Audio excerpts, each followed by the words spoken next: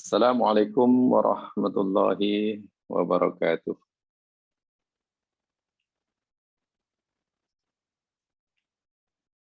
Innal hamdalillah nahmaduhu wa nasta'inuhu wa natubu ilaihi wa nastaghfiruh.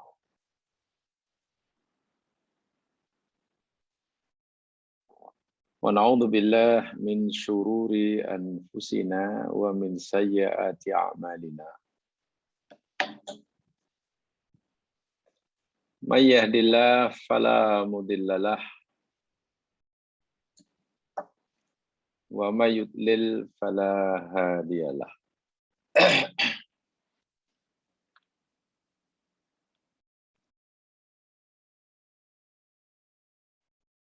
Asyhadu an la ilaha illallah wahdahu la syarikalah wa asyhadu anna Muhammadan abduhu wa rasuluh.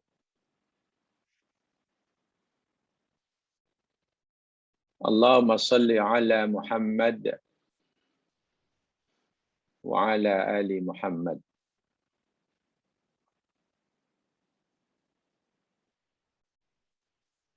Kama sallaita ala Ibrahim wa ala ali Ibrahim.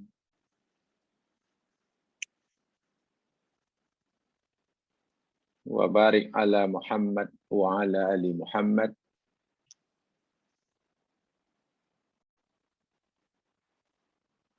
Kama barakta ala Ibrahim wa ala ali Ibrahim. Fil alamin innaka Hamidum Majid.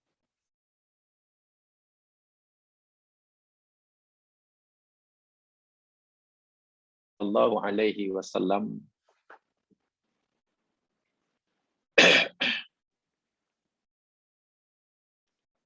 lamma su'ila an aktsari ma yudkhilun nasal jannah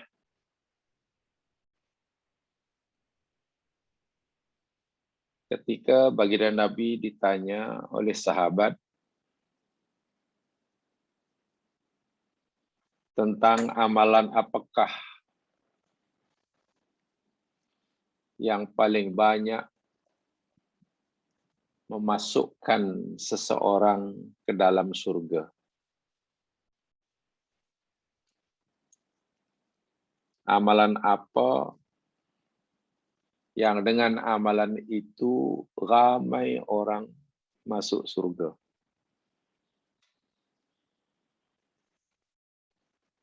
Lalu baginda menjawab, qal taqwallah wa husnul khuluq. Bertakwa kepada Allah dan mulia atau baik budi pekerti.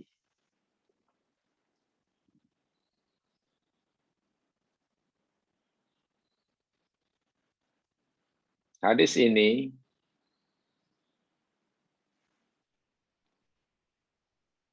memberitahu kita dengan nyata, dengan terang tentang keutamaan akhlak, budi pekerti. Tidak bermakna unsur iman, unsur Islam tidak penting.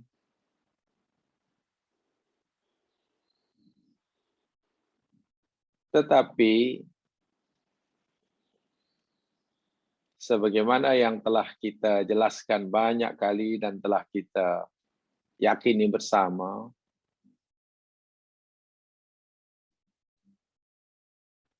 agama kita yang terbentuk, terbina daripada unsur iman, Islam, dan ihsan. Tiga unsur yang tidak boleh dipisahkan antara satu dengan yang lain.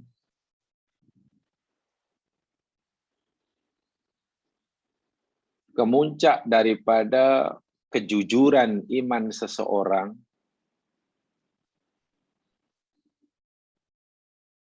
kemuncak daripada keikhlasan amal ibadah seseorang ialah tercermin dan terlihat di dalam tingkah lakunya dan perangainya, pandangan hidupnya yang dipanggil akhlak. Sama ada akhlak yang berkaitan dengan perbuatan-perbuatan zahir yang terpuji, tutur kata, tingkah laku, sopan santun, pergaulan, dan lain sebagainya,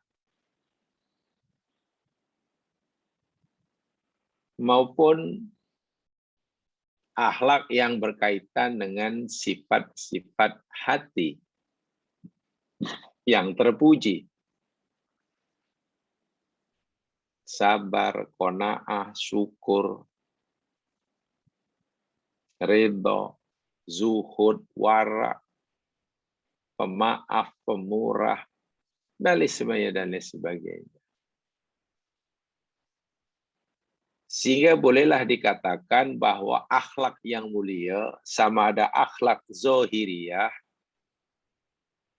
atau akhlak batiniyah, qalbiyah, itu cerminan daripada kejujuran, keikhlasan iman dan Islam seseorang. Sehingga patutlah Nabi SAW memberitahu kita amalan yang paling banyak memasukkan manusia dalam surga itu husnul khuluq. Kenapa Nabi tak kata iman?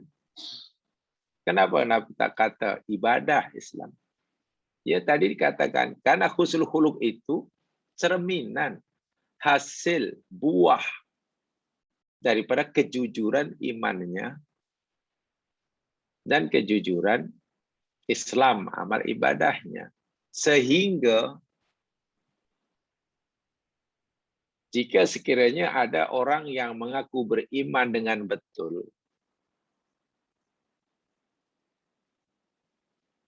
dan telah melakukan ibadah dengan betul, tetapi akhlaknya rusak, ima akhlak zahir, lebih-lebih akhlak hatinya. Di sana tidak ada kesabaran, yang ada keluh kesah, di sana tidak ada qanaah dan syukur, yang ada sentiasa tamak haluba. Di sana tidak bergantung hatinya hanya kepada Dia Allah, tapi bergantung kepada nikmat pemberiannya. Dalam hatinya ingin mencari kemasyhuran di mata manusia, bukan mencari kemuliaan dalam pandangan Allah. Mereka lebih ingin dikenal oleh penduduk bumi daripada dikenal penduduk langit. Lalu apa makna iman dan Islam yang dia dakwa? Ia miliki itu. Inilah. Tidak sedikit hadis-hadis yang berkaitan dengan ini, ya mas sekalian. Contoh sederhana lah. Contoh kecil saja, tapi bila kita perhatikan, ia mempunyai makna yang besar. Kan Nabi pernah berkomentar ketika ditanya atau ketika melihat umatnya ada yang sedang berpuasa. Tentu puasanya betul dari sudut syariat. Dari sudut agama, dari sudut syariat, puasanya betul. Dan tentulah puasanya itu kerana Allah. Karena mana ada ibadah puasa yang tidak diketahui orang lain, dilakukan bukan karena Allah. Jadi secara umum puasa orang tadi atas dasar imannya pada Allah. Cara melaksanakannya pun sesuai dengan ketentuan syara. Sepatutnya orang tadi hebatlah. Tapi Nabi kan pernah berkata, kam min sha'imin laisa lahu min siyami ilal atas wal ju'. Betapa banyaknya, ramainya orang yang berpuasa yang tidak mendapatkan apa-apa balasan kecuali lapar dan dahaga. Ma aksara juwa wa ma aqalla suam. Aduhai, ramainya orang yang berlapar dan sedikit orang yang berpuasa. Apa maksud hadis tadi? Kenapa Nabi nafikan orang itu dapat pahala di akhirat daripada puasanya? Adakah puasanya bukan karena Allah? Tentu bukan. Puasanya sudah karena Allah. Apakah puasanya menyalahi syariat Nabi? Juga tidak. Sudah betul. Ini kadang-kadang orang berhenti di sini. You ibadah mesti kerana Allah, betul. You ibadah mesti ikut syariat Nabi, betul. Tapi tolong ditambah satu lagi. Tidak berhenti di situ. Jika ibadah yang sudah dilakukan kerana Allah dan dilaksanakan ikut syariat Nabi, jika ia tidak melahirkan akhlak yang mulia, contohnya tadi lah, puasa, sudah kan puasa karena Allah, ikut saya Nabi. Tapi kata, tak dapat apa pahala, lapar je orang itu. Dahaga je. Ya, karena rupa-rupanya orang yang diberi komentar oleh Nabi tadi tak pandai menjaga mulutnya. Bahkan dalam riwayat yang lain, Nabi suruh seorang majikan, atau lebih tepatnya tuan dah, bukan majikan. Tuan yang sedang mencela, menghina, memarahi ya, dengan cacian hamba abdinya, oleh Nabi disuruh berbuka saja. Nabi bukan menyindir, buka sajalah, kuli, makan sajalah. Tuan tadi kata, ana shaim ya Rasul, ini shaim, aku puasa. Dia puasa menjalani syariat agama Allah. Kerana Allah, Nabi kata, buka sajalah. Seakan-akan Nabi kata, puasamu itu sia-sia. Bagaimana kamu puasa kerana Allah? Puasa kamu ikut syariat aku. Tapi kenapa ibadah yang sudah kamu lakukan ikut aku kerana Allah tidak menzahirkan akhlak yang mulia? Tengok. Sebab itu tadi saya katakan, akhlak itu adalah sama ada akhlak zahir yang boleh dilihat, tercermin dari ucapan, tindakan, perbuatan, atau batin, hati, nama sifat-sifat mahmudah. Itu cerminan daripada kejujuran, iman, dan Islam seseorang. Disinilah yang mas pentingnya hadis-hadis bagian terakhir ini. Kitabul Jami' ini, yakni semuanya bicara tentang akhlak.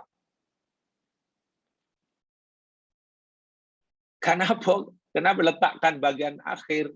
Ya, karena itu adalah buahnya, itu hasilnya. Sebab bicara panjang lebar tentang syariat, mula dari bab istinja. Mulai pada perkara yang berkaitan dengan hablum minallah. Wudhu lah, istinja lah, solat lah, zakat lah, puasa lah, haji. Macam-macam lah. Dia bicara tentang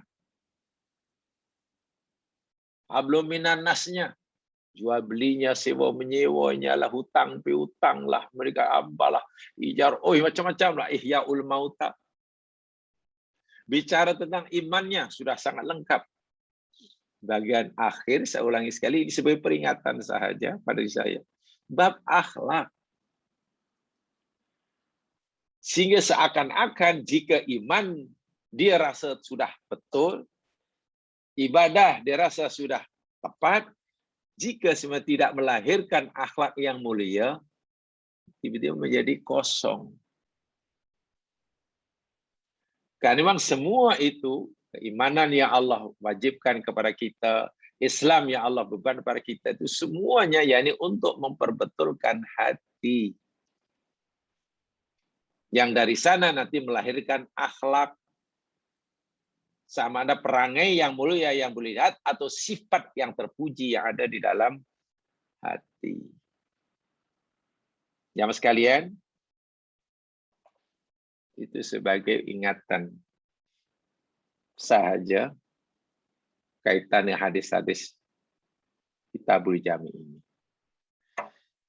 Kita akan teruskan kajian kita berkaitan dengan Kitabul Jami ini. Dan hadis terakhir yang kita pelajari pada siri lepas, hadis yang ke 1501. Ya, 1501. Sebagiannya bagi pembukaan mukadimah telah sampaikan hadis yang 1501 ini. Ya, ini berkaitan dengan apa itu? Zuhud kan. Berkaitan dengan zuhud. Daripada Sahal bin Sa'ad As-Sa'idi itulah. Riwayat Imam Ibnu Majah dengan isnad yang sahih.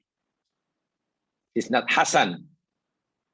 Tetapi saya katakan tiap hari Ibnu Utsaimin, ulama Saudi, mengatakan isnadnya lemah. Dan ini selalu saya tekankan, penentuan sahih atau tidak itu bersifat istihadi, itu pada ulama bukan daripada Nabi. Jadi wajarlah, biasalah. Ibnu Majah, seorang ulama hadis yang punya kitab Sunan, beliau mengatakan isnadnya hasan. Ibnu Utsaimin, ulama kini dari Saudi, kata tak, isnadnya lemah. Itu dalam Majmu'ul Fatawanya. Hadis ini seperti mana yang telah kita pelajari sebagai mukadimahnya, yakni berkaitan dengan zuhud. Ya Rasulullah, dullani ala amalin idza amiltuhu ahabani Allah wa ahabban nas. Ada seorang laki jumpa Nabi SAW lalu berkata, ya Rasulullah, tunjukkan padaku ya Rasulullah satu amalan yang bila aku mengamalkannya, melakukannya, Allah cinta aku, manusia pun suka aku. Penduduk langit mencintainya, penduduk bumi pun mencintainya. Apa ya Rasul? Amalan yang patut aku buat untuk membolehkan aku mendapatkan cinta Allah dan juga cinta manusia. Subhanallah, jawaban Nabi satu saja. Ishad fi dunya yuhibbukallah. Yuhibbukallah. Zuhudlah kamu di dunia ini, pasti Allah suka kamu. Allah cinta kamu. Washad fi ma indan nas yuhibbukan nas. Dan zuhudlah kamu terhadap apa yang ada di tangan manusia, orang lain, niscaya mereka akan cinta kamu.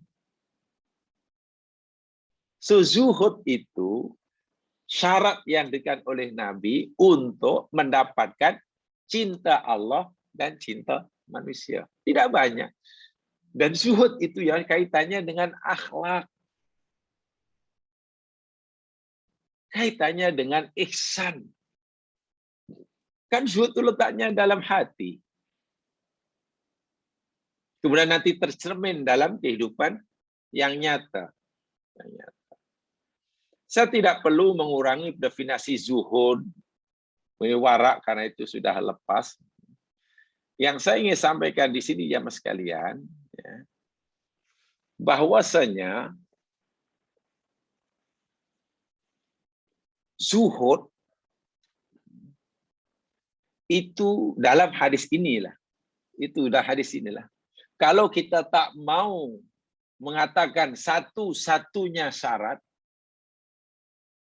bolehlah kita katakan salah satunya syarat yang terpenting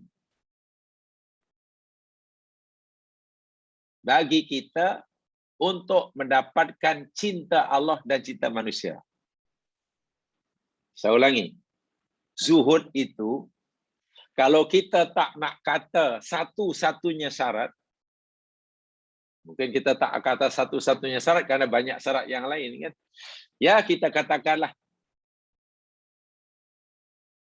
salah satu syarat yang terpenting, yang mesti ada, tidak boleh tidak. Ada pada diri seorang, jika seorang itu benar-benar menginginkan cinta Allah kepadanya dan cinta seluruh manusia kepadanya. Zuhud. Dan itu dipahami luar biasa oleh ulama umat silam. Imam 4 memahami Imam Syafi'i, Masya Allah. Bahkan sangat mengagumi Imam Syafi'i kepada gurunya Imam Malik. Sangat dikagumi oleh beliau. Sufyan bin Uyainah. Itu guru Imam Syafi'i yang sangat tinggi level suhudnya. Ya. Jadi Imam Syafi'i ini gurunya macam-macam, jemaah sekalian. Sebab itu dalam diri Imam Syafi'i ini lengkap. Lengkap. Karena gurunya mempunyai banyak kepakaran. Dia belajar akidah, dia belajar syariah, dia belajar tafsir, dia belajar hadis, dia belajar ihsan tentang hati. Sehingga semua itu ada dalam diri beliau sehingga menjadi Muslim yang kamil.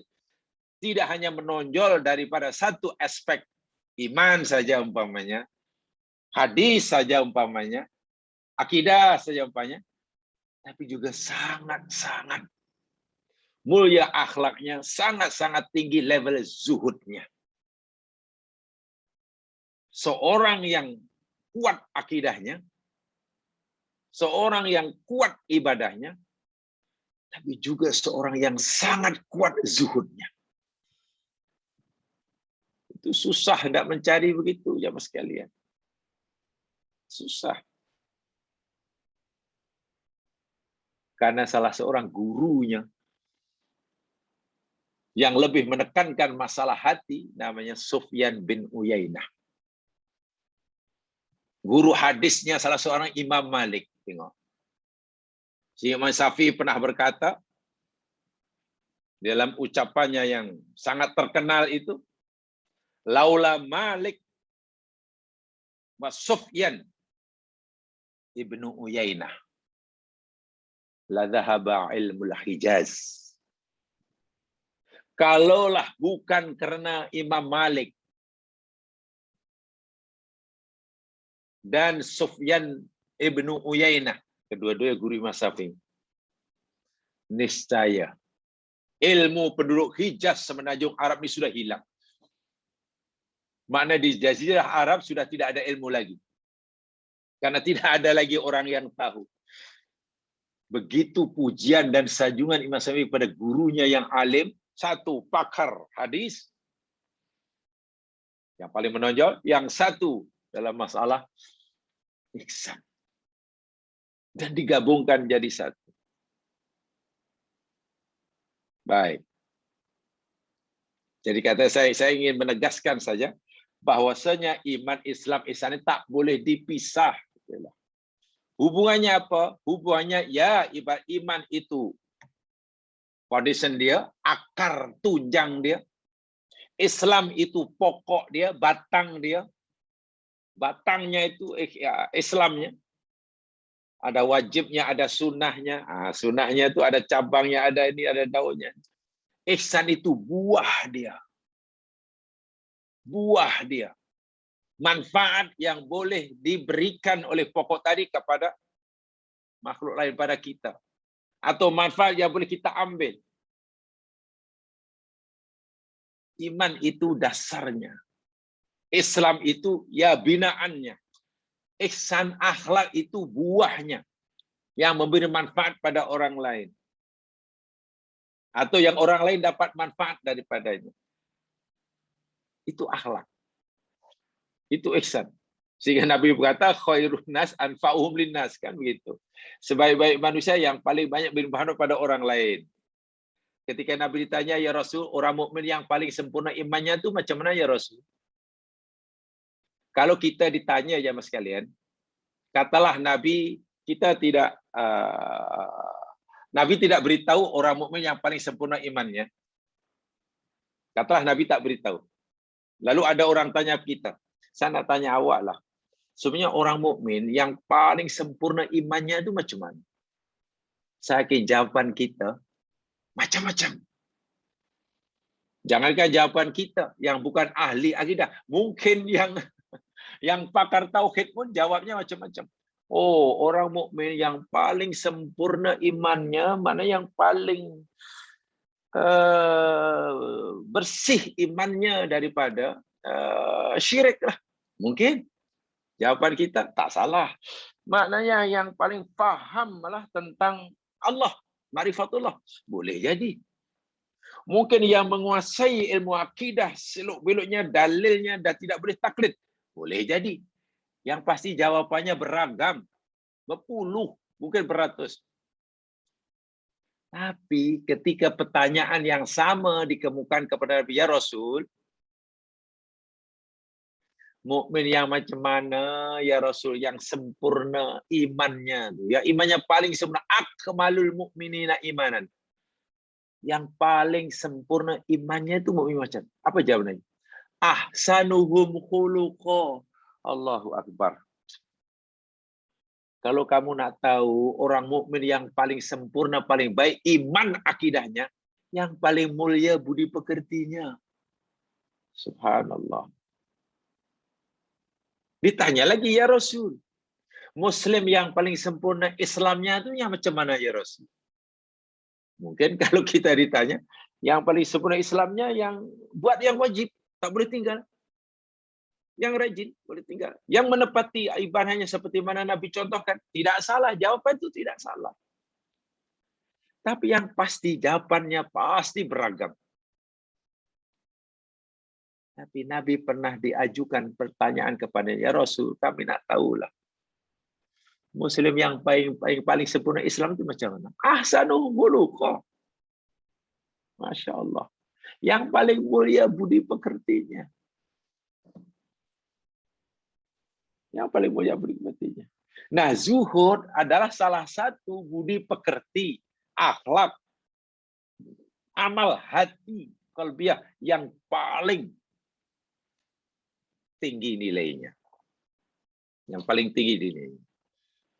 Baik, ya mas sekalian, hadis ini janganlah dipahami mentang-mentang Nabi suruh kita zuhud di dunia supaya Allah cinta kita.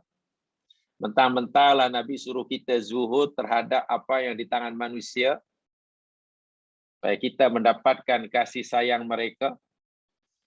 Janganlah hadis ini dipahami bahwasanya al-ahdu min thayyibatil hayati dunya ala khadril hajah yunafi makna zuhud. Jangan ini dipahami bahwasanya mengambil nikmat dunia, mengambil nikmat yang Allah berikan di dunia lah untuk keperluan kita di dunia, untuk makan, untuk minum, untuk duduk tempat tinggal yang selesa, untuk berpakaian yang sempurna, untuk berjalan yang lebih mudah, katalah dengan kendaraan, menyimpan katalah untuk masa depan anak, umpamanya. Jangan dipahami perbuatan itu menafikan sifat zuhud. Zuhud jangan diartikan, oh macam mana dia kata zuhud, rumahnya pun cantik, bajunya pun cantik, kendaraannya pun cantik. Bahkan simpanannya pun ada katanya untuk anak. Macam mana dikatakan zuhud? Bukan zuhud itu mana orang yang tak nak dunia. Itu salah paham. Itu namanya salah paham, atau mungkin fahamnya yang salah. Saya tidak tahu. Mungkin fahamannya yang salah atau salah paham. Bukan begitu. Memanfaatkan nikmat Allah yang Allah anugerahkan kepada kita di dunia ini berupa macam-macam lah. Namanya nikmat tidak terkira jumlahnya. Untuk makan, untuk minum, untuk keperluan itu, untuk ini, untuk bla bla bla. Tidak menafikan la yunafi makna zuhud. Tidak memanikan makna zuhud. Sebab apa? Qad kanat minas sahabah min wan kanat ladil amwal katsirah. Banyak sahabat-sahabat Nabi yang kaya raya ya Mas kalian. Yang kaya raya. Punya perniagaan yang beragam, yang bermacam-macam. Abu Bakar As-Siddiq, Utsman bin Affan, Abdurrahman bin Auf, Umar bin Khattab, bahkan akhirnya Anas bin Malik. Ini orang yang Allahu Akbar, kaya raya. Tetapi perniagaan mereka, harta yang Allah anugerahkan pada mereka sangat banyak itu, kanat fi aidihim. Hanya mereka letakkan di tangan mereka. Lam takun fi qulubihim. Tidak mereka letakkan dalam hati. Sehingga mereka masih tetap mampu menguasai hartanya 100%, bukan dirinya yang dikuasai oleh hartanya. Mereka tetap menjadi tuannya 100% kepada hartanya, bukan hartanya menjadi tuannya. Dia memerintahkan hartanya, bukan harta yang menyuruh memperhambakan dirinya. Itu zuhud. Itu zuhud. Yang dahulu pernah kita pelajari, mudahnya. Az-zahid, orang dipanggil zahid, bukan orang yang lam yaliku syai'. Zahid, orang zuhud itu bukan orang yang tidak memiliki sesuatu. Mala yamliku syai'a. Bukan. Orang zahid bukan orang yang tak punya apa-apa. Papa kedana, bukan. Az-zahid, orang yang zuhud itu yakni mala yamlikuhu syai'un. Seseorang yang tidak dikuasai, tidak dimiliki oleh apa-apa. Bukan orang yang tak memiliki apa-apa, tapi yang tidak dimiliki atau dikuasai oleh apa-apa. Karena dirinya hanya dimiliki oleh Dia yang Maha Memiliki. Dirinya hanya dikuasai oleh yang Maha Menguasai, yakni Allah. Sebanyak manapun kekayaan yang Allah berikan padanya, tidak sedikit pun menguasainya, mempengaruhinya, memilikinya. Jadi hanya di tangan. Jadi ukuran zuhud atau tidak, itu bukan terletak kepada punya harta atau tidak punya harta. Pengertian zuhud bukan orang yang harta banyak, harta sedikit. Bukan. Penilaiannya bukan itu. Sedikit pun kekayaannya berikan, tapi bila diikat dalam hatinya, sehingga mempengaruhi dirinya, kecintaannya luar biasa, harta sudah dijadikan tujuan, bukan dijadikan alat, itu namanya abdud dunya. Walaupun hartanya sedikit. Sebenarnya hartanya sebanyak mana sekalipun, hartanya banyak kali pun, rata-rata di dunia. Tetapi dia tidak dikuasai oleh hartanya, sebenarnya dia menguasai penuh. Melihat, memandang hartanya sebagai alat, wasilah untuk mencapai tujuan. Tujuannya apa? Allah Subhanahu wa taala. Semua harta kekayaan dijadikan kendaraan untuk mempercepat perjalanan menuju Allah. Itu zuhud. Coba pelik tak boleh. Kaya raya, boleh dipanggil zuhud. B, hartanya hanya basikal tua, boleh jadi disebut dia abdud dunya. Jadi Allah suruh, Nabi kata, zuhudlah kamu di dunia, maknanya jadikanlah dunia dan isinya nikmat berikan ini sebagai alat untuk kamu berjalan dengan lebih cepat, lebih pantas menuju Tuhanmu. Jangan lekatkan dalam hati kamu. Karena itu hanya alat, tujuannya yakni kamu jumpa pemberinya. Jika suatu saat Allah yang memberimu kekayaan, untuk kamu menginfakkannya, untuk kamu menjedekahnya, kamu tidak berat hati lagi. Karena walaupun kamu mencintai harta kamu tadi, tapi kamu lebih mencintai pemberinya, yakni Allah. Allah kekasihmu menyuruh kamu untuk memberikan apa yang ada di tanganmu, yang hakikatnya pemberiannya. Kenapa kamu merasa berat? Masya Allah. Seorang zuhud itu tidak ada rasa berat hati. Ketika menerima pemberian daripada Allah, disyukurinya luar biasa. Ketika Allah suruh menginfakannya pun, dilepaskannya dengan sukarela, ikhlas.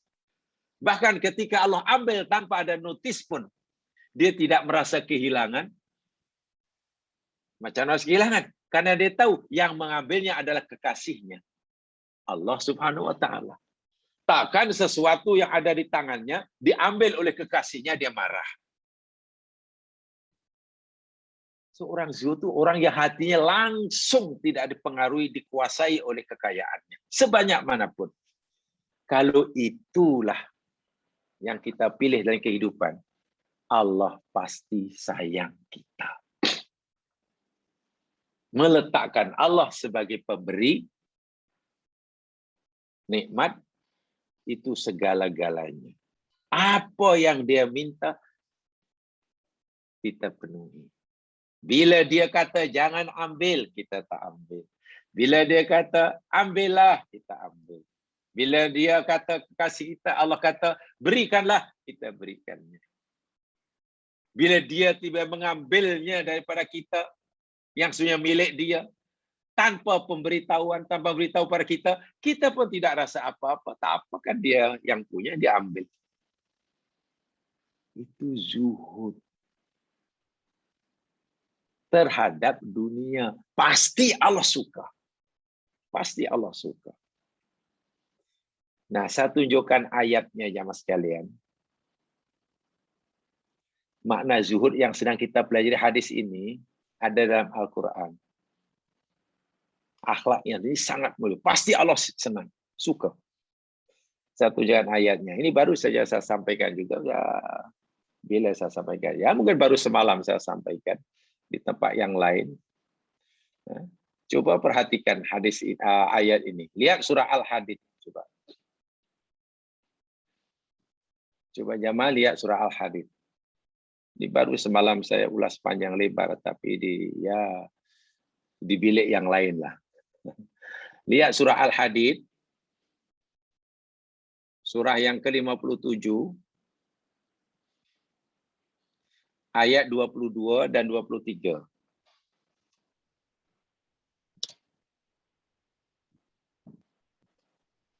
Al-Hadid, surah 57,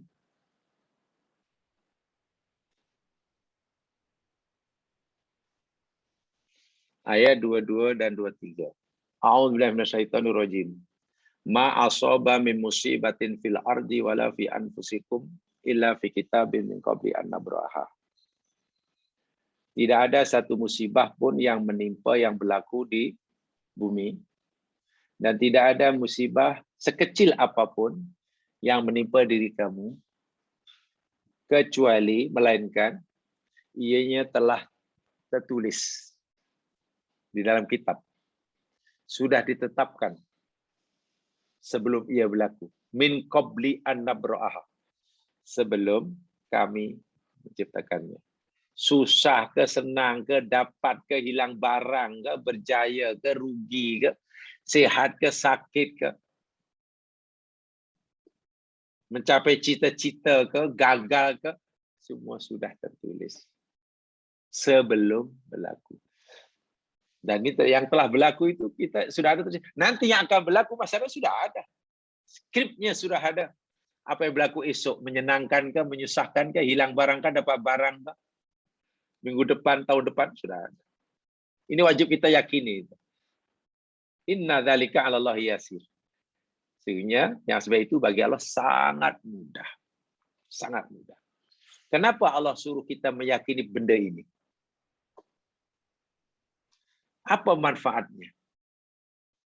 Faedah dan manfaatnya ialah ayat yang ke-23 itu. Likaila ta'sau ala ma fatakum, supaya kamu tidak bersedih, tidak mengeluh, tidak gelisah terhadap apa yang lenyap, yang luput daripada kamu. Bila kamu kehilangan barang, asalnya kamu ada, sekarang tidak ada, asalnya kamu sehat, sekarang sakit, atau kamu berusaha tapi gagal, terluput kan? Kamu tak sedih. Karena semua itu telah tertulis, menunggu ajalah masa untuk berlaku. Demikian juga wala tafrahu ma'atakum, dan kamu tidak bergembira dengan apa yang dia berikan pada kamu. Saya telah sampaikan berkali-kali, kalimah farahaya frohu ini, farihin. Di dalam Al-Quran, walaupun terjemahan Melayunya yakni bergembira ya, tapi dalam Al-Quran, penggunaannya dalam Al-Quran, yakni digunakan dalam konteks konotasi yang negatif. Kecuali ya satu kalau tidak salah, farihin yang dikatakan dengan orang mati syahid di alam barzakh. Orang mati syahid di alam barzakh itu farihin, gembira. Itu gembira yang positif. Tapi selain itu, semua kalimah gembira, farihaya, farahu, tafrahu, farihin, dan semuanya berkonotasi negatif. Jadi maksudnya wala la tafrahu, supaya kamu tidak gembira, mana tidak berfoya-foya, tidak hayal, tidak lupa daratan, begitulah, dengan apa yang dia berikan pada kamu. Tengok, inilah orang yang zuhud. Kehilangan sesuatu, tidak berjaya mendapatkan yang sesuatu diinginkan. Apa yang ada hilang. Daripada sehat jadi sakit, daripada kaya jatuh miskin, daripada ada kerja hilang kerja. La ta'sau, tidak sedih. Tengok macam mana tuh. Karena dia tahu semua yang ada selama ini adalah nikmat dia. Itu anugerah. Bukan tujuan, itu anugerah. Sekarang yang memberinya, yang empunya, mengambil balik. Apa hak kita untuk sedih? Iya ya, apa hak saya untuk sedih? Bukankah yang mengambil itu adalah dia yang memilikinya? Jadi tak sedih maknanya mampu bersabar. Suatu saat, jika dia pula bagi sesuatu pada kita, dapat yang kita mau, yang kita nak dapat, usaha kita berjaya, ada kenaikan jawatan dan pangkat, dia pun tidak tafrahu, tidak farihaya farahu, tidaklah gembira, tidaklah berfoya-foya, tidaklah haya, tidaklah angkuh. Kenaikan jawatan, kekayaan, tidak sedikit pun mengubah, mempengaruhi hatinya. Sehingga hatinya perlulah melompat-lompat. Tidak. Hilang barang, kesusahan, musibah pun tidak akan mempengaruhi hatinya. Ayat ini memberikan pengertian zuhud yang paling mudah untuk kita pahami. Kalaulah kita sudah punya hati seperti ini, jamaah sekalian, tidak mengeluh hilang barang, tidak melompat-lompat dapat sesuatu yang disukai, pasti Allah suka. Ini rahasia dia. Pasti, yuhibkullah, pasti Allah cinta. Tapi kan tidak mudah. Karena fitrah manusia ini, Allahu Akbar walillahilhamd. Bila hilang barang kan pasti sedih. Asalnya sehat jadi sakit, sedih, mengeluh. Asalnya hidup sehari-harian senang. Kenapa? Ada banyak pembantu. Tukang masak ada, tukang kemas rumah ada, tukang basuh baju ada, tukang bawa keretanya ada. Tiba-tiba semuanya cuti dan tak boleh balik karena corona. Oh, habislah, matilah aku lah. Habislah, susah. Kan begitu sifat manusia biasanya. Asalnya ada kerja, dibuang kerja, sedih. Mengamuk sana sini macam mana, apa ni, tak ada ya Allah, tak ada. Nuduh Allah yang bukan-bukan. Bila dapat kenaikan pangkat, melompat-lompat. Lupa daratan. Kan begitu sifat manusia. Nah, kalau kita punya sifat seperti mana yang Quran sebutkan surah Hadid, Allah suka, maknanya jika hati kita semasa dapat musibah dan semasa dapat nikmat tidak sebagaimana yang Allah sebutkan di surah Al-Hadid, ya Allah benci kita lah. Mafhumnya kan begitu. Mudah sekali memahaminya.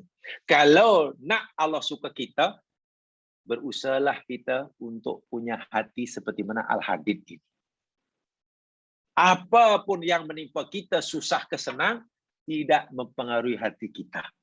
Karena kita tidak dipengaruhi, tidak dikuasai oleh nikmat apa yang datang daripada Allah. Yang boleh mempengaruhi hati kita, hanya Dia yang memberikan, bukan pemberiannya. Susah senang itu kan pemberian Allah, datang daripada Allah. Itu tidak mempengaruhi hati kita. Karena hati kita hanya relakan dikuasai, dipengaruhi oleh Dia yang Maha Memberi. Itu namanya zuhud di dunia. Allah pasti suka.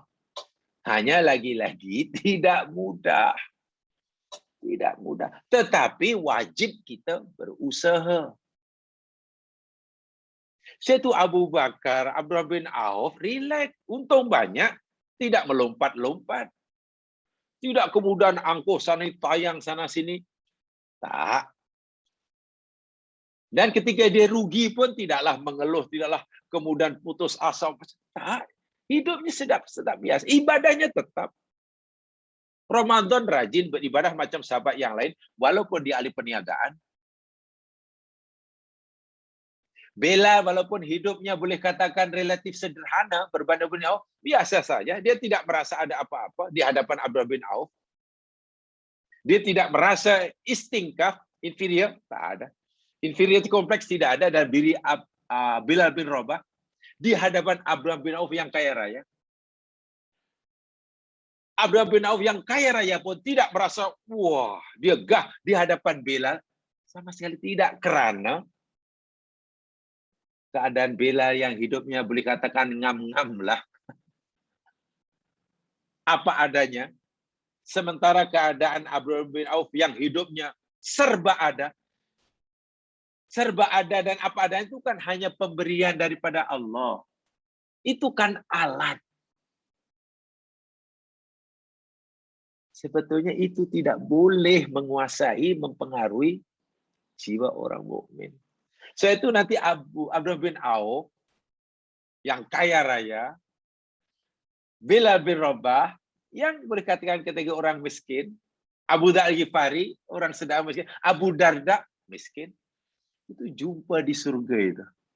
Keduanya jumpa surga. Kenapa? Karena semasa dunia punya hati yang sama.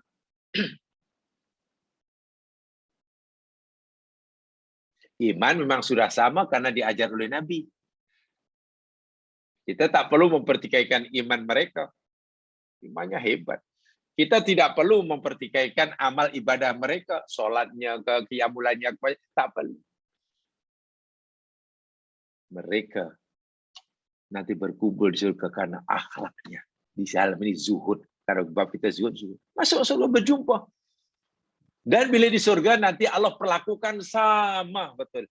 Tidak ada lagi Abdul Baun lebih selesa daripada Bilal. Tidak ada.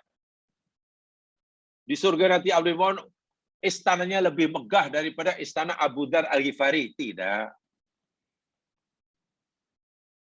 Tempat kediaman Abu Bakar lebih dahsyat daripada tempat tinggal Abu Darda di surga. Mereka boleh berkumpul. Masya Allah. Itulah zuhud dia. Itulah zuhud. Mengambil nikmat Allah untuk keperluan kita. Sekali keperluan. Tidak lebih daripada itu.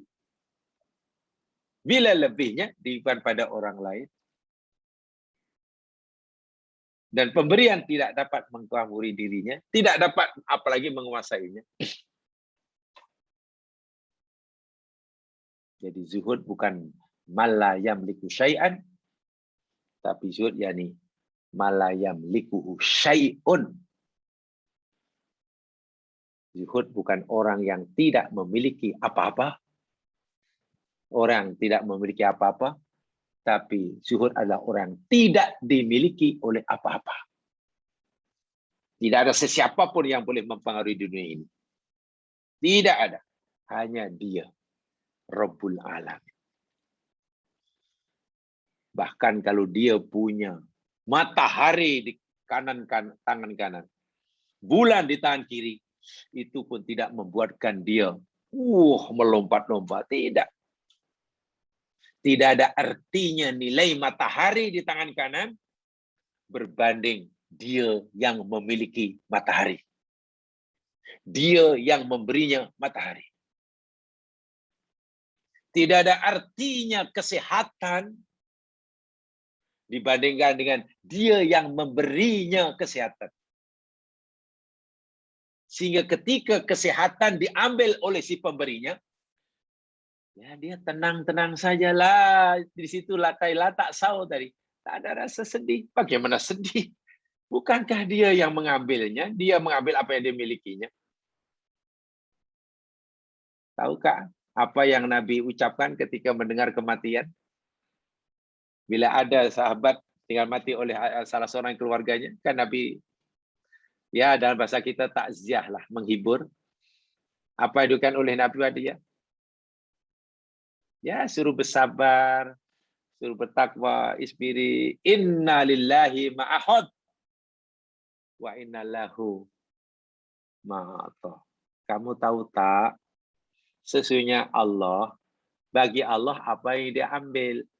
Anakmu yang Allah ambil itu milik dia, bukan milik kamu. Sehingga kamu hakikatnya tidak kehilangan siapa-siapa.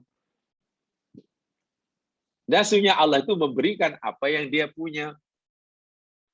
Dia memberikan pada kamu apa yang dia miliki. Sekarang dia mengambil daripada kamu apa yang jadi miliknya. Jadi hakikatnya ketika kamu menerima sesuatu daripada Allah, itu kemudian tetap saja kamu tidak memiliki apa-apa karena pemiliknya tetap Allah. Sekarang Allah mengambil semula apa yang dimiliknya, kamu tidak kehilangan apa-apa, tidak kehilangan siapa-siapa. Dalam sekali itu ucapan takziah Nabi jamaah sekalian. Tapi ini sudah hilang. Apa filosofi takziah yang saya sudah hilang. Kadang biasa orang mati hanya ya saya ucapkan takziah. Adakah ucapkan takziah? Mana ada takziah diucapkan? Ya, saya ikut takziah, ucapkan takziah, Al-Fatihah. Tidak ada itu dalam agama.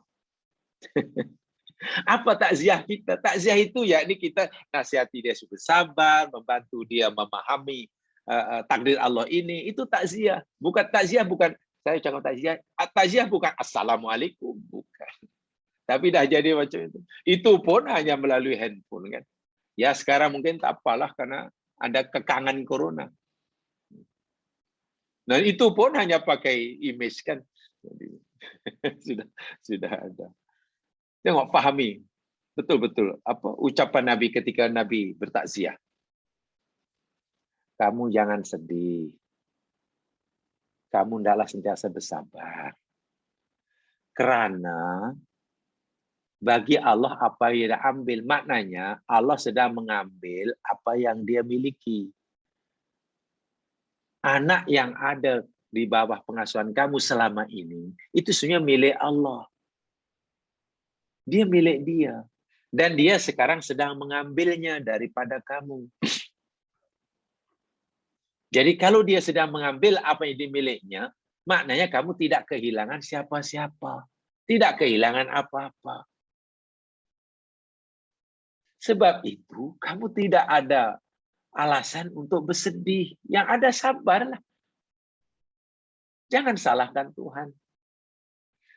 Bahkan ketika Allah memberi kamu anak, kamu asalnya tidak ada anak, kamu asalnya tidak ada harta, lalu Allah bagi kamu anak dan harta. Itu pemiliknya tetap Allah. Anak itu pemiliknya tetap Allah, harta itu pemiliknya Allah, kuasa itu pun Allah pemiliknya. Jadi kamu jangan merasa memiliki ketika mendapatkan pemberian daripada Allah. Kamu tidak memiliki, tidak boleh merasa memiliki. Sehingga kalau kamu tetap merasa tidak memiliki, tidak ada hak untuk memiliki, maksud saya. Kamu tidak punya hak untuk memiliki, tapi Allah izinkan kamu memanfaatkannya sahaja. Sebab kalau kamu merasa berhak memiliki, itu milik aku, ini aku. Ya pasti nanti kamu akan takatsur, akan lupa daratan, akan bangga itu, bangga ini. Orang lain pun, karena orang lain pun fikir, itu milik kamu, yang lain pun akhirnya sujud depan kamu.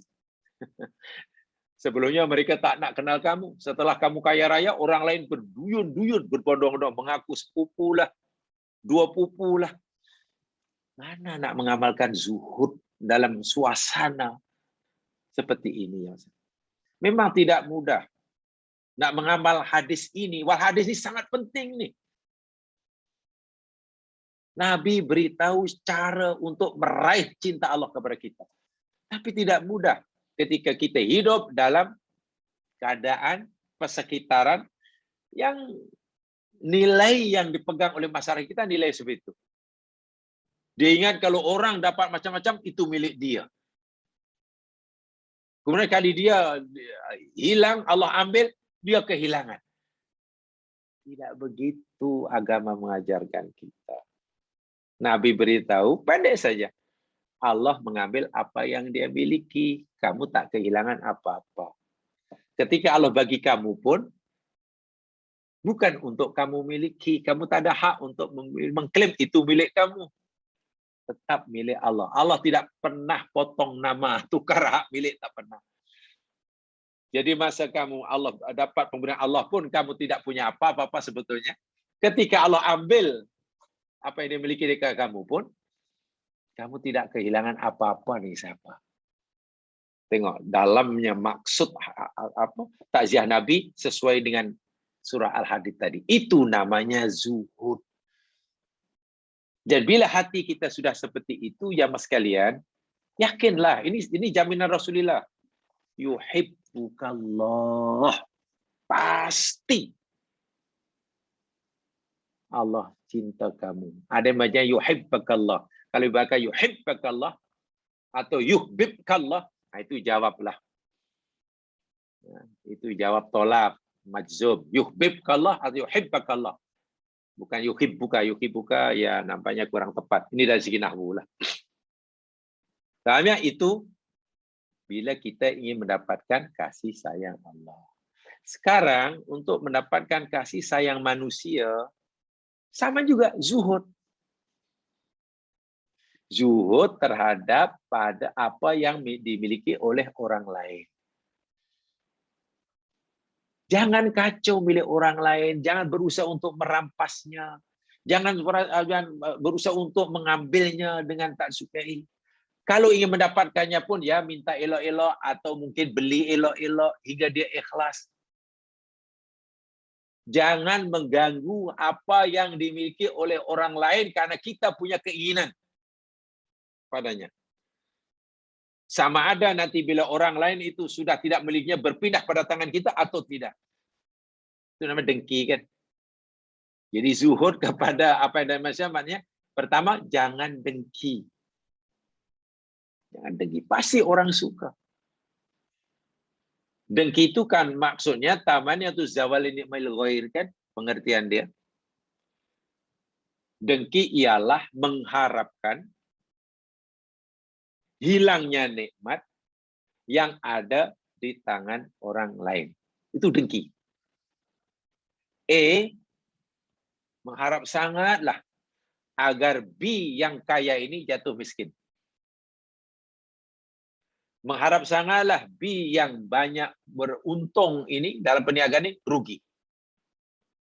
B yang dinaikkan jawatan ini agak harap-haraplah dipecat, dibuang kerja. Nah, A yang punya sifat seperti itu namanya dengki. Sama ada ia berusaha untuk memastikan kemauannya ini tercapai atau tidak. Tapi dalam hati sudah, itu pun sudah dengki. Dosa itu ya mas sekalian. Sama ada nanti ketika B sudah dibuang kerja, lalu jawatan itu berpindah pada A atau tidak penting. Itu dengki. Lebih teruk lagi, bila mengharapkan nanti bila B sudah dibuang kerja, karena ini saya mengharapkan jawatan itu saya nak ambil alih. Wah itu kedengkian yang melampau itu.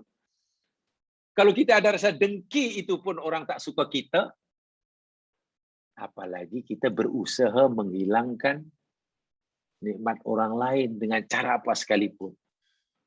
Lebih membuat orang marah kita, rupa-rupanya kita nak benda itu. Katalah jawatan, mas sekalian. Dalam dunia kekuasaan katalah jawatan. Jawatan itu tidak banyak.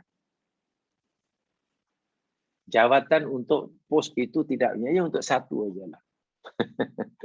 Ini contoh umum ya, tak ada kena-mengena dengan sesiapa.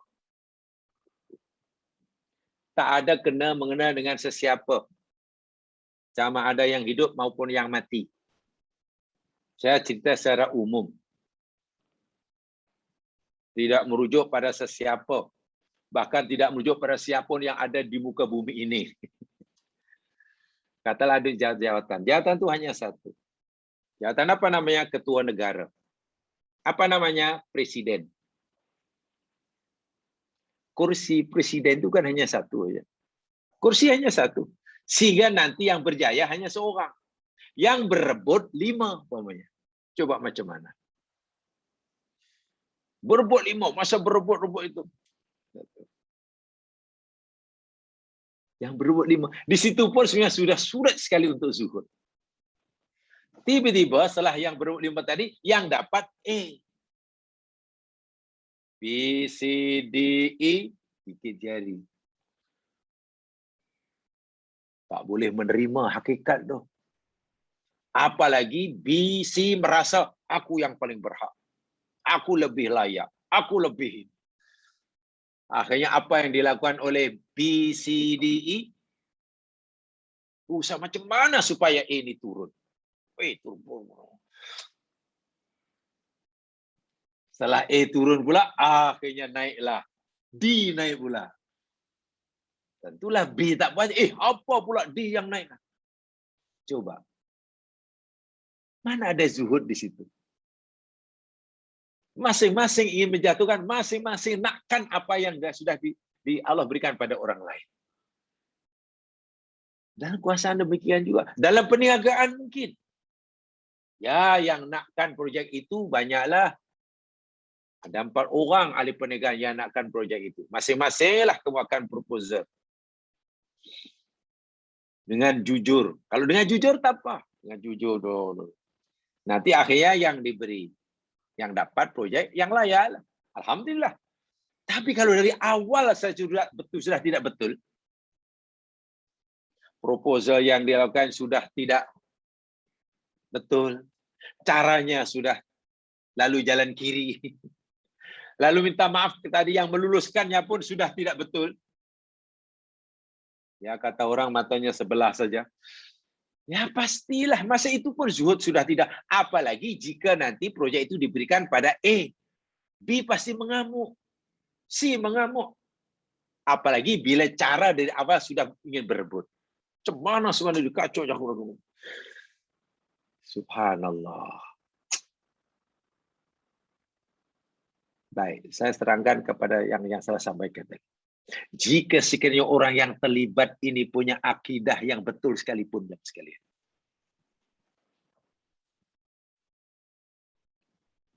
Jika orang yang terlibat ini punya cara ibadah yang betul sekalipun. Tapi tahukah kita, kalau akhlaknya seperti ini sebetulnya, nilainya kosong dalam pandangan Allah. Bagaimana mungkin akidah diklaim sebagai akidah yang betul, ibadah dia mendakwa ibadah yang paling rajin, sedangkan ia tidak dapat mencerminkan keluar. Iman itu kan tujuan untuk mendidik hati, sholat untuk di hati, tapi hatinya tidak memancarkan keluar. Tetap gelap. Macam mana? Kontras lah. Sangat kontras. Imannya, kata Nabi, kalau bab iman, man kana yu'minu billahi wal yaumil akhir fala yu'di jarah. Siapa saja yang betul-betul beriman pada Allah dan hari kiamat, maka dia tidak akan menyakiti jirannya. Tengok. Tidak menyakiti sahabatnya. Tidak menyakiti partnernya. Tidak menyakiti pesaingnya. Nabi kata, itu bila orang betul-betul iman. Maknanya, kalau dia mengaku beriman, ya hanya pengakuan. Hanya pengakuan. Macam mana ia mendakwa ibadahnya betul dan Allah pasti terima? Ya betul, solatnya sudah betul, takbirnya daripada seperti mana yang Nabi tunjukkan. Macam mana dia boleh mendakwa begitu? Sedangkan Allah berfirman, Inna solata tanha anil fakhsya'i wal munkar. Solat yang ada pahala itu solat yang boleh menglahirkan sikap sifat benci dan selalu meninggalkan fakhsya dan munkar. Paham ya? Jadi zuhud terhadap diri apa diri manusia itu syarat pertama, hilangkan rasa dengki pada orang lain. Sudah orang lain gembira, sudah muslim gembira, ikut gembira kita. Orang muslim sudah muslim susah mengalami musibah, kita ikut merasakan susah, simpati. Lalu ada keinginan tergerak hati untuk membantunya. Kal jasadil wahid, kata Nabi. Orang mukmin itu dengan orang mukmin macam tubuh badan yang satu. Dia sakit, kita terasa sakit. Dia senang, kita punya gembira. Itu cara awal untuk kita zuhud. Sehingga kita tidak ada keinginan untuk merampas, untuk kebahagiaan orang lain. Orang lain bahagia, kita ikut bahagia. Mana ada keinginan untuk merampasnya, mengganggunya. Tapi kalau kita tidak ada rasa begitu, dengki, dan dinaikkan, ada dengki ini ada kembaran ya. Hasad ini ada kembaran dia. Kembaran namanya samatah. Samatah. Kalau dengki itu maksudnya yakni mengharapkan hilangnya nikmat yang ada di tangan orang lain. Samatah itu maksudnya seronok, suka, senang melihat orang lain susah, gelisah, pedih hatinya melihat orang lain senang. Itu namanya samatah. Setelah melihat B sekarang jatuh miskin, dia kenduri kesyukuran. Tapi semasa B naik jawatan, naik pangkat, masuk hospital. Itu namanya samatah. Kalau orang sudah ada sifat dengki dan samatah, jangan harap ada zuhud. Tidak mungkin.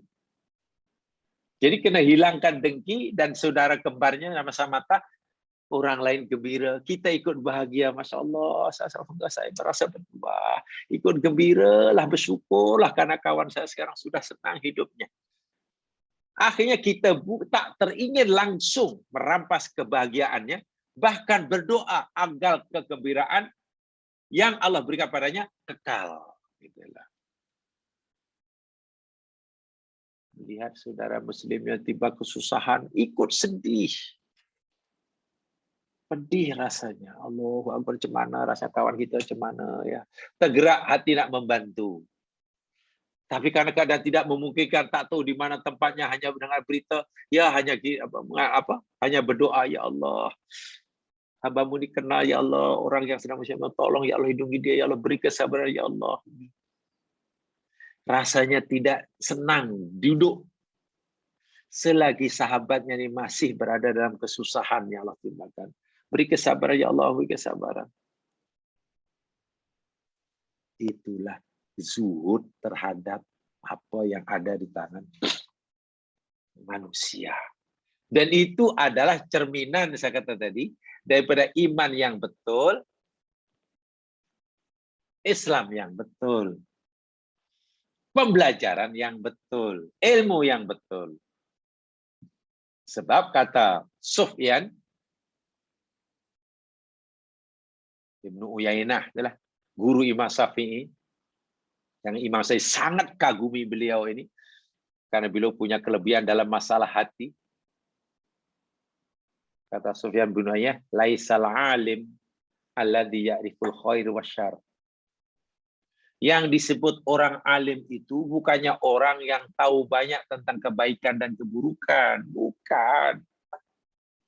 Orang alim, kata Sufyan, bukan orang yang tahu ini baik, ini buruk, ini dalilnya, ini ayatnya. Bukan. Sufyan kata, bukan itu orang alim. Innamal alim alladzi ya'riful khair fayattabi'uhu wa ya'rifus syarr fayastanibuhu. Orang alim adalah orang yang mengetahui kebaikan, lalu ia mengikutinya. Dan mengetahui keburukan, lalu menjauhinya.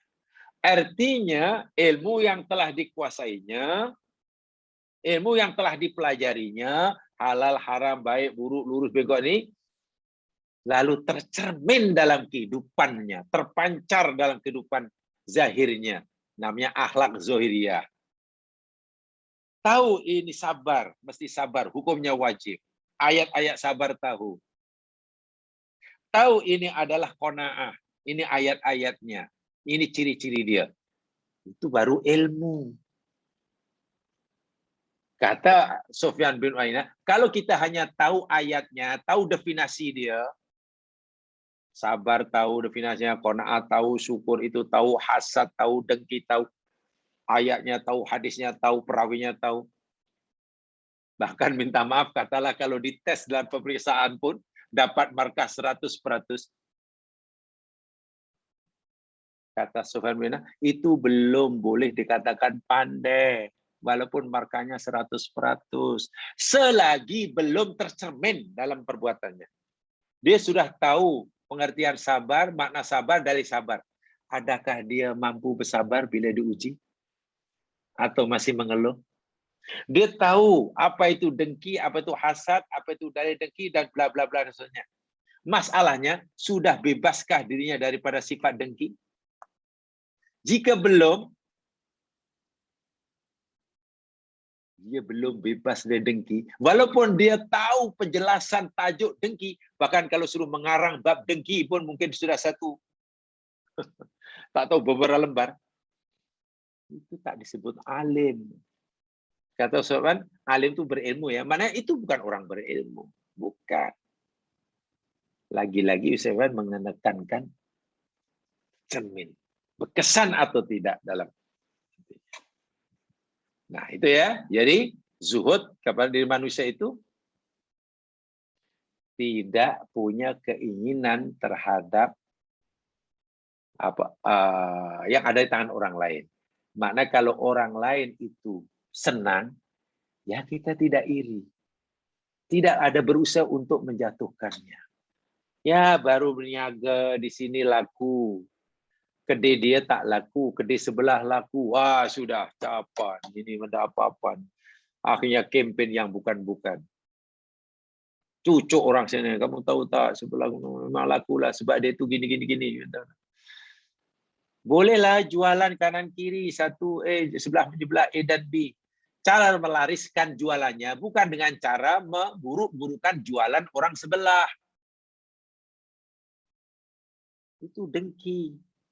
Cara melariskan jualannya tunjukkan bahwa yang kita jual itu benda yang baik tanpa mencari-cari keburukan, cacat, celah jualan orang sebelah. Fair lah maksudnya. Bahkan jika orang itu beli sebelah pun seronok. Karena yang untung bukan siapa saja, yang untung saudara muslimnya juga. Masya Allah. Pasti orang suka. Yuhib kan nas. Atau kalau kita lebihkan lagi.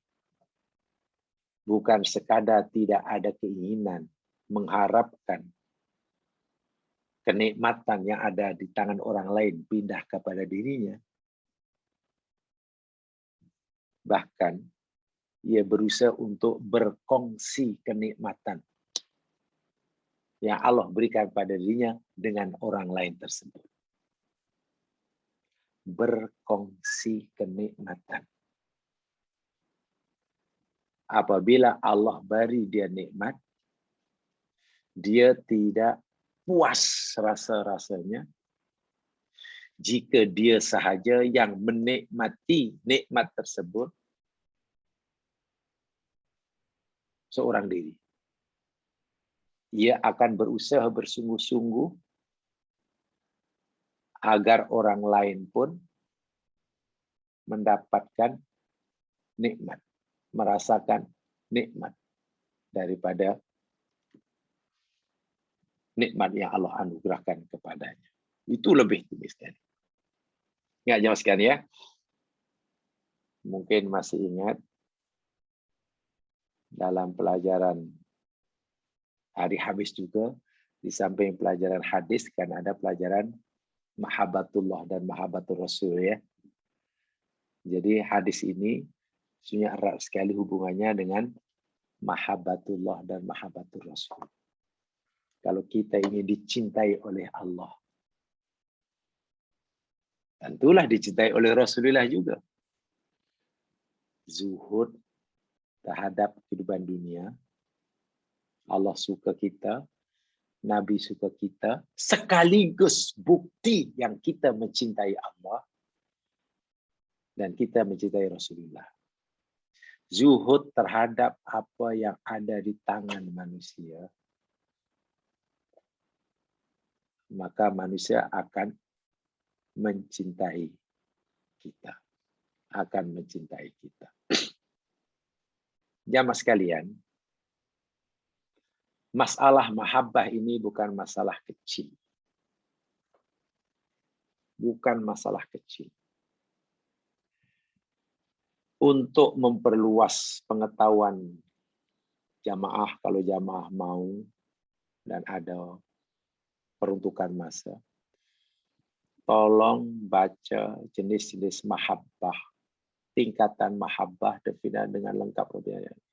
Dalam kitab yang selalu saya sebutkan, karena ini termasuk kitab yang paling saya suka, Madarijus Salikin, Baina Manazili Iyyaka Na'budu wa Iyyaka Nasta'in, karang Ibnu Qayyim.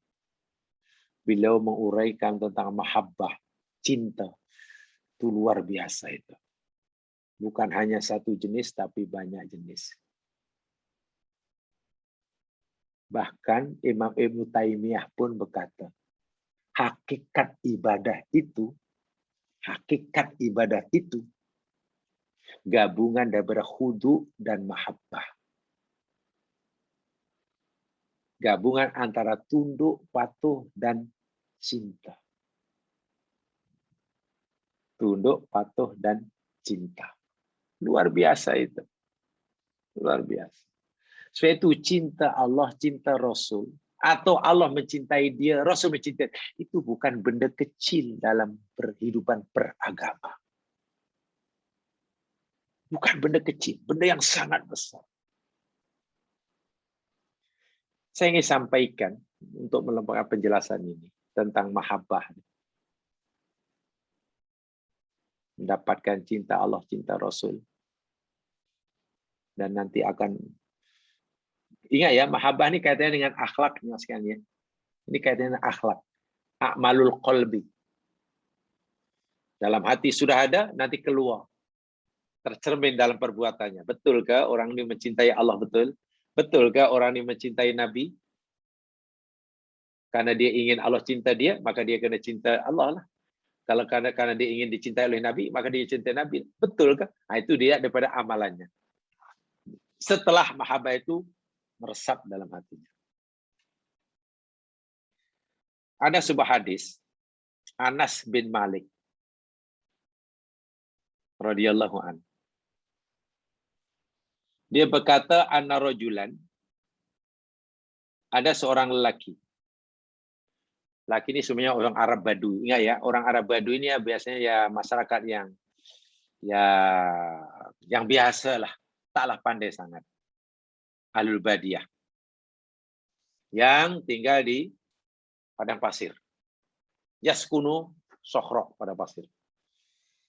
Ada riwayat mengatakan ia yakni daripada Dzul Khuwaisirah Al-Yamani. Itu sukunya. Orang Badui. Ini baiknya orang Badui. Orang yang berfikirnya lurus, berfikir apa adanya. Kata orang, tidaklah terlalu berbelit-belit berfikir, tidak terlalu ilmiah begitulah. Cara berfikirnya sadak-sadak. Nah, ada orang awam. Berfikir orang awam bukan berfikir sederhana, tidak ilmiah, tidak saintifik, tidak bahasanya pun maklum bahasa Arab Badui. Wa huwa alladzi balayadu, dan riwayat juga mengatakan orang Badui ini jugalah yang pernah datang ke Masjid Nabi untuk kencing itulah. Datang ke masjid kencing. Ini orangnya. Jadi tengoklah akhlakmu macam itu, cakapnya pun, pikirannya sedangnya. Orang awam datang jumpa Nabi suatu hari ketika Nabi cerita tentang kiamat. Kalau dalam bahasa kita beginilah. Kalau bahasa kita ya. Wahai Rasulullah, engkau ni asyik cerita kiamat ya. Kiamat itu akan begini, akan begini, nanti akan begini. Masalahnya bila kiamat itu? Kau tak pernah bagi tahu kami bila kiamat. Ceritakan. Itu kan pertanyaan yang sangat sederhana orang awam kan. Nabi cerita kiamat yang sangat dahsyat, dia pertanyaan pelik. Asyik cerita kiamat aja. Kiamat itu bila sebetulnya? Tolong beritahu kami. Kan pelik kan pertanyaan dia. Tapi maklumlah orang Badui, orang pedalaman. Berfikirnya macam tu lah. Sederhana. Ya, minta maaf kalau nak katakan bodoh pun tak bodoh. Ya, ala-ala bodoh macam tu lah. Ala-ala bodoh macam tu lah. Bukanlah kurang ajar ya, bukan kurang ajar ya. Untuk ukuran orang bandar macam itu, apalah macam tu. Kan macam tu kan seakan-akan. Tapi ada hikmahnya. Ya mata sah. Ya Rasulullah, bila kiamat tu? Asyik cerita kiamat. Nanti gini ada gitu. Masanya bila kiamat tu? Nabi terkejut, sahabat tu terkejut. Tapi Nabi tak marah. Nabi tanya balik. Ma'adattalaha. Wahai saudaraku Badui, kamu tanya kiamat ini apa persediaan kamu untuk menghadapinya? Sudah cukupkah bekalan kamu? Ma'adatta. Apa yang kamu siapkan? Ia jujur. Itu kan berfikiran jujur. Apa adanya. Dikata la syai' ya Rasul, tak ada. Tak ada bekalan apa-apa. Kalau mengharapkan solat pun, solatku belum boleh dibanggakan. Amalku rasanya tak ada lah. Jadi dia kata tak ada. Bukan tak ibadah langsung. Dia masih belum yakin ibadahnya cukup sebagai bekalan jumpa Allah. Gitulah maksudnya. Illa ani uhibbullah wa rasulah. Hanya saja aku sangat cinta pada Allah dan cinta pada engkau ya Rasul. Itu sajalah. Kalau tanya aku tentang solat, solatku taklah macam Abu Bakar. Tentang zakat, ya, infak taklah macam Abdurrahman. Tentang apa lagi puasa, taklah macam sahabat-sahabat yang lain. Tentang itu aku kalah lah. Aku mengaku kalah. Tapi hanya saja aku ni sangat mencintai Allah, sangat mencintai Rasul. Itu ajalah modal aku. Itu adalah bekalan aku. Jawaban Nabi. Sambil ya dengan wajah ceria Nabi yang khas. Nabi bersabda, anta ma'a man ahbabta. Kalau begitu nanti di akhirat bila dah berlaku kiamat, engkau akan bersama orang yang kamu cintai. Gembiranya luar biasa orang ini. Kamu nanti akan bersama orang yang kamu cintai. Karena kamu cinta Rasul, nanti kamu di akhirat akan bersama Rasul. Coba bayangkan jawaban Nabi. Nabi tidak terlalu mempermasalahkan sholatnya sama sekali. Bukan sholat tidak penting. Jangan salah paham ya. Nabi tak kata, kamu asyik tanya kiamat ini sholat kamu udah betul ke? Dah banyak ke puasa? Nabi tak tanya itu. Bukan itu tidak penting. Yang pasti sahabat tadi, Arab Badui tadi, belum yakin sangat ibadahnya hebat sebagaimana sahabat yang lain. Tapi dia merasa punya kelebihan untuk jadikan bekalan. Tapi tak pasti. Cinta Allah. Cinta. Tapi aku sangat cinta Allah ya, dan cinta engkau ya Rasul. Jawaban Nabi luar biasa. Engkau akan bersama orang yang engkau cintai. Tengok. Anas yang mereka hadis ini pun ikut gembira. Kata Anas, fama farihna bi syai'in farhana bi qauli Nabi SAW ala anta ma'an ba'da. Tidak ada sesuatu yang menggembirakan aku sepanjang hayat hidupku melebihi daripada kegembiraan aku mendengar sabda Nabi, engkau bersama orang yang kau cintai. Kalau itu aku akan mencintai Abu Bakar walaupun ibadahku tidak menyamainya. Supaya aku nanti bersama Abu Bakar. Aku akan cinta Umar. Walaupun ibadahku tidak sehebat Umar. Karena aku ingin di akhirat bersama Umar. Aku cinta Abdullah bin Umar. Aku cinta Bilal. Aku cinta. Anas ingin berusaha mencintai semua sahabat. Walaupun mungkin ibadahnya ia merasa kurang. Karena ingin. Inilah pentingnya mahabbah ya sekalian. Sangat penting. Kalau ibadah kita belum seberapa lah berbanding sahabat Nabi. Lalu kita tidak ada usaha untuk mencintai sahabat Nabi. Macam mana kita nak bersama mereka? Jika ibadah kita pun belumlah seberapa berbanding Imam Malik, Imam Syafi'i, dan Imam Syafi'i yang lain. Kalau kita tidak mencintai mereka, lalu bersama siapa kita nanti? Ibadah kita sangat sedikit berbanding salafus soleh ya Mas. Berbanding ulama-ulama silam. Sebab itu bagi saya lah, ulama-ulama yang hebat dahulu walaupun mereka tidak maksum, patut kita cintai. Walaupun mereka tidak maksum, pasti bukan pasukan Nabi. Karena walau bagaimanapun ibadah mereka lebih hebat daripada kita. Jangan sampai kita melihat ulama-ulama dahulu itu dari segi kekurangannya, kesilapannya menurut kita, lalu kita yakinkan orang lain akan kekurangan ulama ini, imam ini, sehingga pendengar orang awam pun timbul rasa kurang hormat. Oh macam itu rupanya lah. Kenapa ya Imam Syafi'i kata begitu ya? Kenapa Imam Ghazali itu kata begitu lah? Tapi kenapa orang begitu kagum pada Imam Ghazali ya? Rupanya macam subhanallah. Saya termasuk minta orang yang tidak setuju dengan cara seperti ini. Dengan penjelasan kita menunjukkan kalaupun ia tidak salah, kesilapan imam dahulu, tapi dengan cara yang tidak bijaksana, menyebabkan orang awam hilang rasa hormat pada ulama. Jangankan mencintai. Lalu siapa kita? Betul mereka tidak masuk karena bukan Nabi. Sebab itu hati-hati kalau kita cerita tentang kekurangan, kesilapan, pendapat ulama-ulama dahulu. Jelaskanlah kekurangan atau kesilapan itu dengan cara yang tidak menimbulkan kurang rasa hormat bagi pendengar kepada ulama tersebut. Sebab ini bahaya. Dahlah ibadah kita tak seberapa, cinta kepada orang dahulu tidak. Dan cinta itu bukan diucap. Cinta itu betul-betul dalam hati yang keluar daripada yang dapat dizahirkan oleh perbuatan. Contohnya Arab Badui tadi. Nabi yakin yang Yahudi Arab Badui tadi cinta. Kalau dia bohong, pastilah Nabi akan tolak. Nah, bagaimana caranya itu? Zuhud. Bagaimana zuhud? Inilah jadi hubbullah, hubbur Rasulillah, hubbus solihin, hubbul mu'minin, hubbul muslimin. Itu adalah ditanamkan.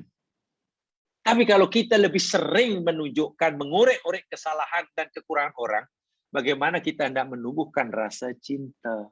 Itulah. Bak kata orang salafus soleh, kalau kita melihat kebaikan orang, doakan agar kita mampu mencontohinya, agar amalnya diterima. Dan jika kita melihat kesilapan orang mukmin, kemudian pohonkan keampunan. Itulah. Dengan itu nanti nak menumbuhkan rasa cinta kepada mereka ini mudah. Kalau tidak, ya kita lebihkan. Memang kadang-kadang saya tidak tahu ya, mudah-mudahanlah kita dijauhi ya. Sebab hakikatnya mungkin menceritakan keburukan orang ini hakikatnya tanpa disadari ingin menunjukkan yang dirinya lebih baik. Contoh, kalau saya membunuhkan orang lain, walaupun benda itu betul, dan jamaah percaya, tanpa saya sedari, saya ingin memberikan message pada jamaah sekalian yang saya lebih baik daripada dia. Elok ke tak elok macam tu? Buruk, keji saya jamaah sekalian. Secara tak langsung, tak sedari saya ingin memberitahu pada dia, yang message yang saya ini orang lebih baik daripada dia. Saya lebih baik. Dan itu sebenarnya perangai minta maaf iblis. Iblis pernah kata, ana khairun minhu. Ya Allah, aku lebih baik daripada dia, ya Allah. Hanya saja manusia tak ada yang kata begitu. Dia tak akan berani kata, saya lebih baik daripada dia. Siapa dia? Ya paling-paling, dia itu tak betul lah.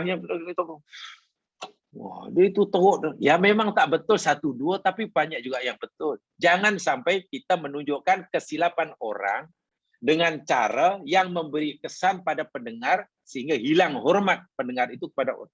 Itu bahaya. Hati-hati. Zuhud ya. Ya sekalian, wallahu alam saya sampaikan, mudah-mudahan diberkati oleh Allah Subhanahu wa taala. Subhanakallahumma bihamdika asyhadu an la ilaha illa anta astaghfiruka wa atubu ilaik. A'udzu billahi minasyaitonir rajim. Illadzina amanu shalihat tawasaw bil haqq tawasaw. Assalamualaikum warahmatullahi wabarakatuh.